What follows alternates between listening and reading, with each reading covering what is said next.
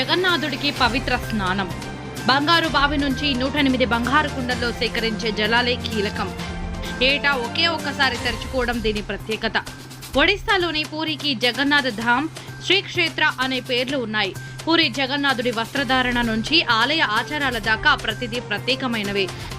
జగన్నాథ ఆలయంలోని పూరి జగన్నాథుడు, ఆయన సోదరుడు బలభద్ర, సోదరి సుభద్ర సుదర్శన చక్రాలను కలిపి చతుర్థమూర్తి అంటారు.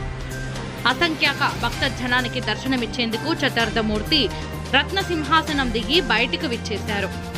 బుధవారం రోజు జూన్ 11న దేవస్నాన పూర్ణిమ వేళ ఈ అపూర్వ ఘట్టం జరిగింది.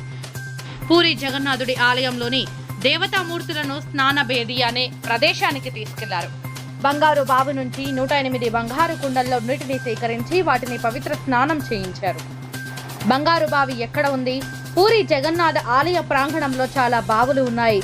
ఆలయం ఉత్తర ద్వారం వద్దనున్న ఉద్యానవనం ఎదుట ఒక బావి ఉంది. దీన్నే బంగారు బావి అని పిలుస్తారు. ఇది ఏడాది పొడవునా మూసివేసి ఉంటుంది. ఈ బావిలోని నీటిని ఇతర సమయాల్లో అస్సలు ఉపయోగించారు. కేవలం పూరి జగన్నాథ స్వామి స్నానయాత్ర సమయంలో మాత్రమే బంగారు బావిని తెరుస్తారు.